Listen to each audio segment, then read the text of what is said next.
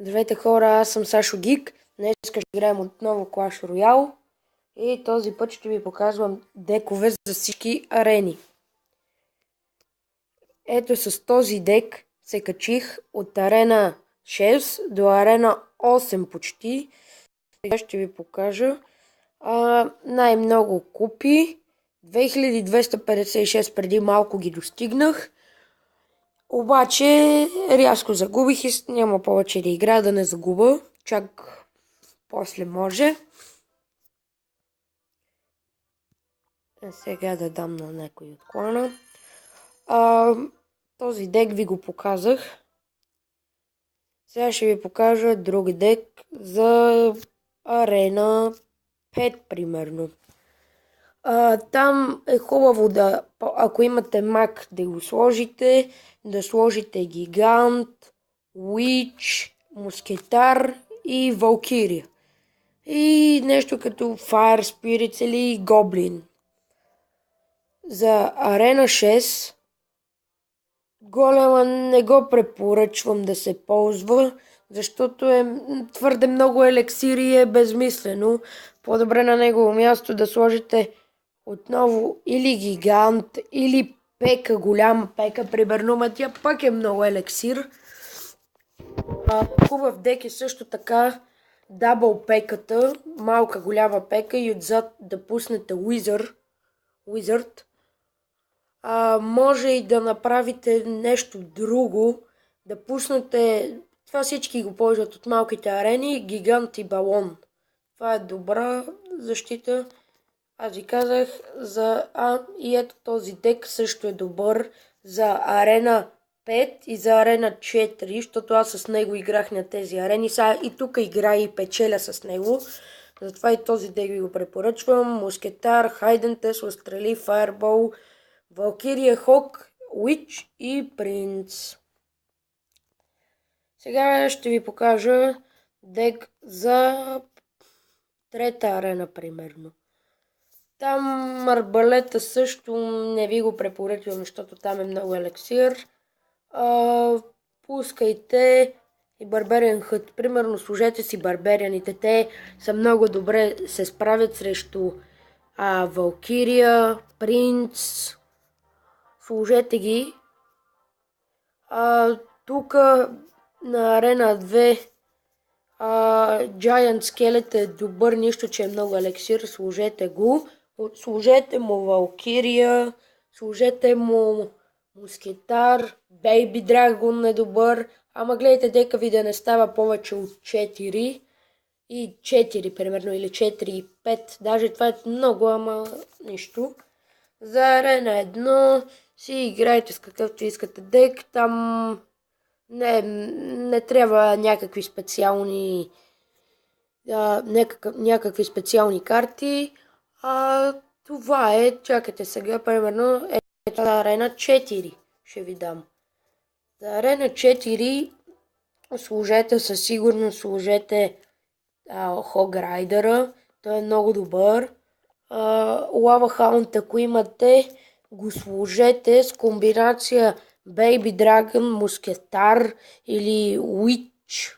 Също така, това е чудесна комбинация, мен с това са ме атакували, но аз ги спирам, защото имам Хайден Теслата и Лава Хаунд отиваше при Хайден Теслата и през това време го убивам. И като се разпадне на малки, отгоре слагате стрелите или Запа, ама Запа той се печели тук чак, обаче Запа е по-слаб от стрелите.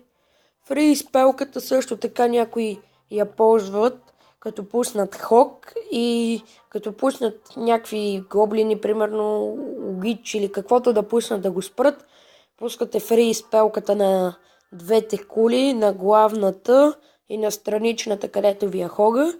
Замразявате го и той през това време ще бутне със сигурност половината му живот на тази кула. Ще я бутне и ще остане на по-малко живот. Мимъра.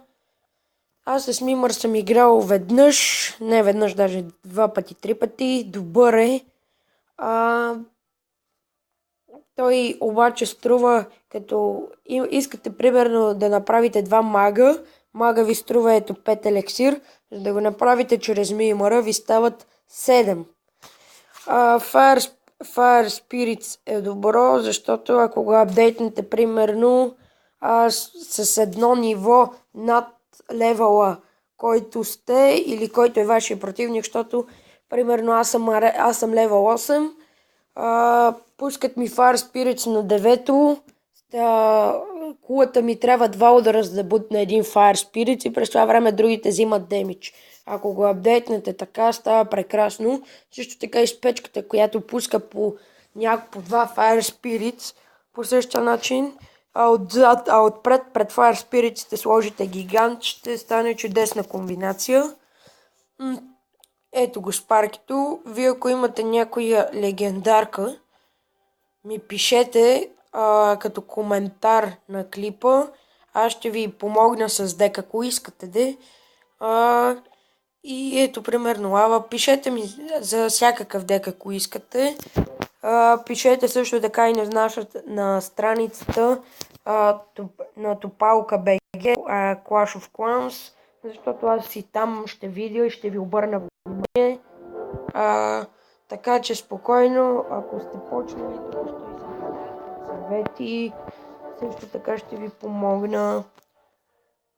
Мортъра на Арена 6 също така не ви го препоръчвам.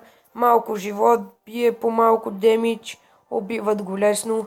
Елексир колектора, повечето играчи го използват, защото дава повече елексир. Да, ти с едно елексир.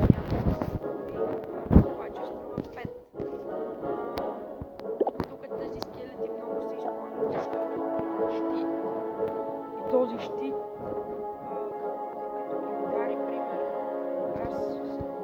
аз съм ги удрил с Спаркито, той взима 1300 демидж, обаче те имат щит и като ги удара, само им бутам първо щита.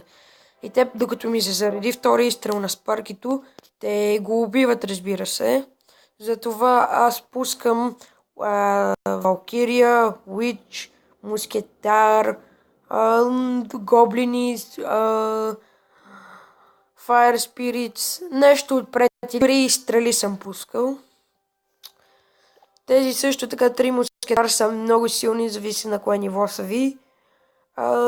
Те са 9 елексира, обаче много са скъпи. Обаче пък ако ги направите на високо ниво, ще работят прекрасно.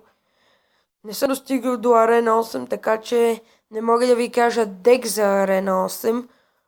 Ама може да попитам някои от приятелите ми, които я играят не в на едни други, които са Арена 8, 9, мога да ги питам за дек и те ще ми помогнат, ако вие се нуждаете. Royal Giant много е добър, обаче за разлика от гиганта той има по-малко живот и бие по-малко демидж.